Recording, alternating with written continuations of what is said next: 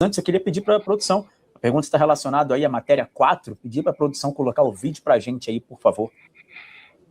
Vamos lá. Guga Chakra. Oh yeah.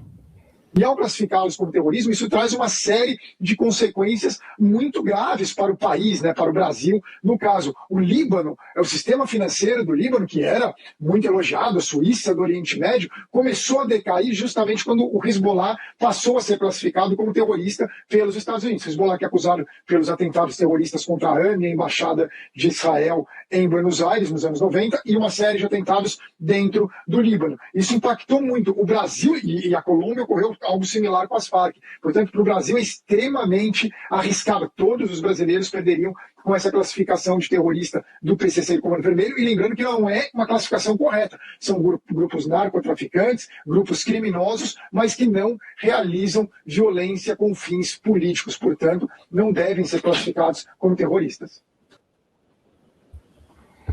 O Guga Chakra, como sempre, né, Ernesto, passando pano aí, é evidente.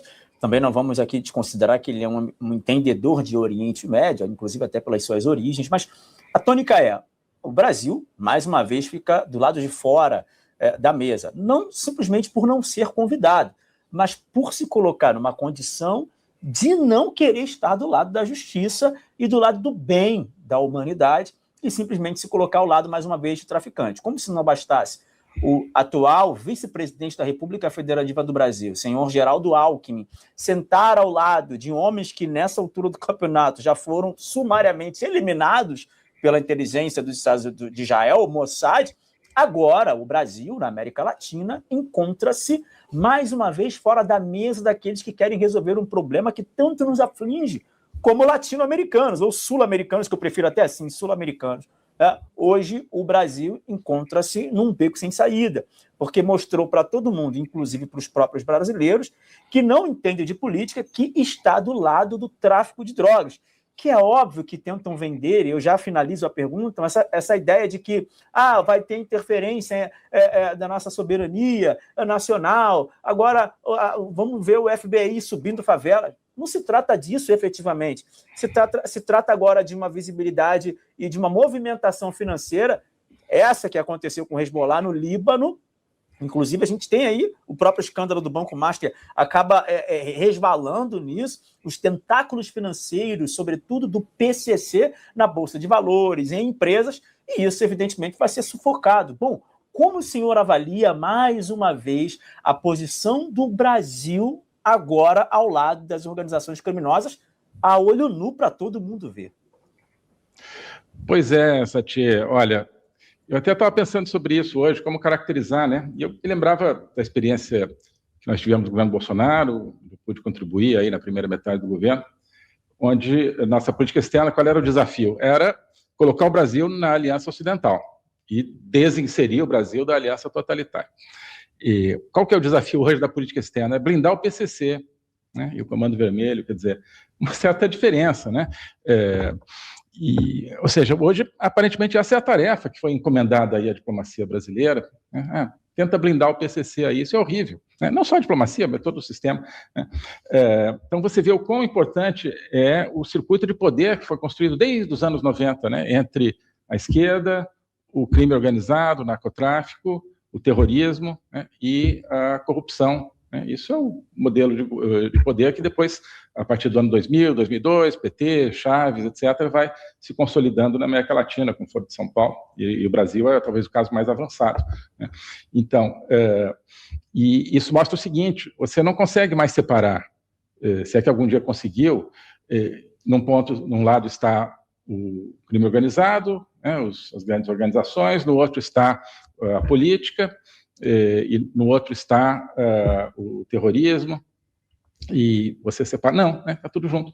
Então, quando se trata de combater o crime organizado, né, isso, claro, repercute em tudo. Então, o sistema não se sustenta se você partir realmente para um combate contra o crime organizado no Brasil e na América Latina. Então, o Lula tentou fingir, né, que queria cooperar no combate ao crime organizado, da boca para fora, mas ficou claro que ele não tem condições de oferecer essa cooperação, e então não foi chamado, claro, para a Organização aí das Américas para combater o crime organizado agora está se dedicando justamente a essa questão da não classificação do PCC e Comando Vermelho como terroristas. O que também é uma coisa especiosa, isso que dizia o Chakra aí, porque o que é uma ação política? Né? O que é uma ação política? Quando o PCC, conforme se comenta, né, financia pessoas para concorrerem a concurso de juiz, para ser um juiz ligado ao PCC, né, isso não é uma ação política, né? E, de repente, há ações de violência aí também, que a gente, de repente, de queimar arquivo aqui e ali, que a gente não sabe, né? Ou seja, há uma relação com o poder, né? Há uma relação com a política, aparentemente, mas há uma relação com o poder, claríssimo, né? Então, é óbvio que se a classificação de terrorista exige que haja atos que tenham em vista o poder, isso existe no Brasil. Essas organizações fazem isso no Brasil. E outra questão fundamental, o sistema financeiro. Tudo que está acontecendo também tem a ver com isso. Bateu no sistema financeiro no ano passado. Então, quando bate no sistema financeiro, bate em todo mundo, né? E o que acontece com o sistema financeiro? O dinheiro também não tem o famoso carimbo, né? Depende, essa metáfora serve para várias coisas. Mas o canal da corrupção não é assim, esse dinheiro aqui é de corrupção, tá? Não mistura com o dinheiro do Hezbollah, não. Não, pode deixar. Né? Esse dinheiro aqui é do PCC, não mistura com o dinheiro do político corrupto, não. Não, pode deixar, vamos manter separado. Não existe isso. Né? Todo o manejo vai ser em conjunto e cada vez mais imbricado, pelo que se estuda. Né? Então, o sistema financeiro hoje é que faz essa ligação também, que se tornou indissolúvel. Terrorismo, crime organizado, digamos, não classicamente terrorista, e corrupção. E isso, por exemplo, então, essa questão que ele falou do Líbano, perfeito. Isso é o que pode acontecer no Brasil. Né, Porque daí você coloca em evidência o crime organizado para operações de inteligência de outros estados e de outros países. O que você... Sim. Na verdade, isso já existe, né? O que abre é mais uma abertura institucional, para você reconhecer que, de fato, o crime organizado, o narcotráfico é transnacional. E... Marco. Diga, manda. Perdão, abre outra frente, porque hoje isso está muito relacionado à Interpol. Então, assim, a Interpol ela tem diversas ações, diversos casos em vários lugares do mundo. Então, assim, você não precisa sobrecarregar ainda mais a Interpol, porque é um crime internacional. Não, cara, esses caras são taxados e classificados como células terroristas e viram um problema do Ocidente, entendeu? Não viram um problema da Interpol, viram um problema do Ocidente. Então, acho que é muito interessante isso, muito bom isso. Isso pra gente é um alívio, cara. A gente que vive no Rio de Janeiro, não dá mais, ninguém aguenta mais. Isso vai refletir, inclusive, em pequenos furtos. Essa situação pequena que acontece aqui, tá? E, de fato, eles vão ser conhecidos como eles sempre quiseram ser conhecidos. Eles sempre quiseram ser conhecidos como gente grande e tudo mais. Que bom, conseguiram o que vocês queriam. Então, assim, eu acho que pra gente, pra nós cariocas, nós do estado do Rio de Janeiro, nós fluminenses, brasileiros como um todo, o PCC, eu não estou dizendo aqui quem é melhor e quem é pior, mas o modus operandi do PCC é o modus operandi mais organizado, logo mais limpo, menos sangrento. Não vou dizer menos danoso, mas é menos sangrento. O PCC, ele resolve as coisas entre eles ali, você vê muita morte entre os próprios membros do PCC. Né? Você não tem um efeito colateral na sociedade tão grande quanto você vê aqui nas favelas. Até porque o modus operandi do PCC não é tão bélico. Né? Aqui não, o Rio de Janeiro é muito bélico, é fuzil, são armas que só as forças de segurança, só o exército tem acesso. Então você vê um reflexo muito grande na sociedade e você vê, de fato, um efeito colateral muito danoso. Eu perdi um irmão no tráfico de drogas, eu tenho um irmão que está preso, né? Eu tenho um pai que é ex-traficante, então eu sou vítima, não, digamos que eu não sou vítima, mas eu sou passei por esse reflexo da influência do tráfico só por morar dentro de uma favela. Imagine que hoje mais de 17% da população do Rio de Janeiro vive dentro de favelas. Eu sei disso, eu não sou um especialista no tema porque eu estudei sobre isso. Eu só morei 23 anos lá e hoje tenho vínculos e que foram cortados por causa do meu posicionamento político. Eu não posso entrar na favela porque eu fui nascido e criado mais.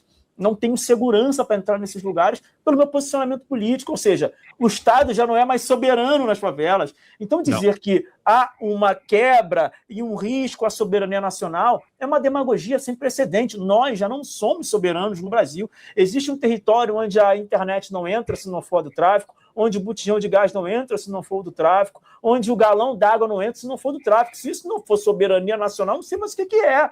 Entendeu? É muito triste que a gente está vivendo. Eu espero que isso aconteça e que o crime organizado seja colocado no seu devido lugar, Marco Antônio. E a galera da esquerda, o discurso do Guga Chakra, você copia e cola, você vai ouvir no ICL, do César Calejão, Eduardo Moreira, do Leandro Demore, a tia repórter Joãozinho lá, que eu sempre esqueço o nome, William De Luca. Esse eu lembro por causa da argola no nariz, né? Um cara estranho. Mas a opinião é igual, Reinaldo Azevedo. Eles falam a mesma coisa. Organização criminosa, mas não tem finalidade terrorista. Ah, não é? Não tem?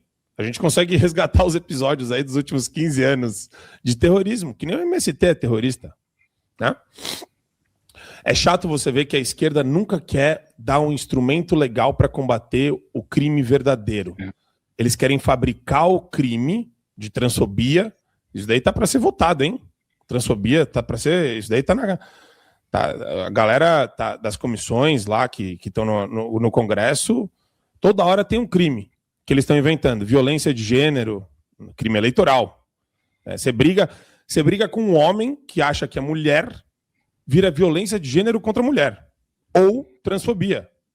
Então, assim, a sociedade está doente, né? A gente está passando por um processo de ressignificação e de repensar o futuro a partir dos escombros que a gente está vendo que estão sendo de terra arrasada, né? Do PT e do Supremo. Eu acho que o Brasil do futuro ele tem que ser repensado a partir dessa derrocada do PT, do Lula, derrocada moral, né, Ernesto? Uma derrocada moral. A gente está vivendo imerso na imoralidade, assim. Defender bandido virou arroz e feijão da imprensa. Perfeito, né?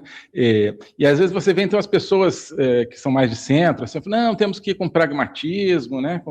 Ora, já passou esse tempo do pragmatismo. Né? O pragmatismo acaba sempre significando, olha, não vamos fazer nada, né? Vamos deixar do jeito que está. Né? Vamos apenas enxugar um pouquinho aqui, enxugar um pouquinho ali. Ora, um país que tem os problemas que o Brasil tem hoje só muda com a perspectiva do ideal, né, de uma mudança de ideais, uma mudança de valores, os famosos valores. Né? Você tem que reinverter a escala de valores, que a esquerda inverteu completamente, com pensamento, com virtudes. São várias maneiras de dizer esse plano do ideal.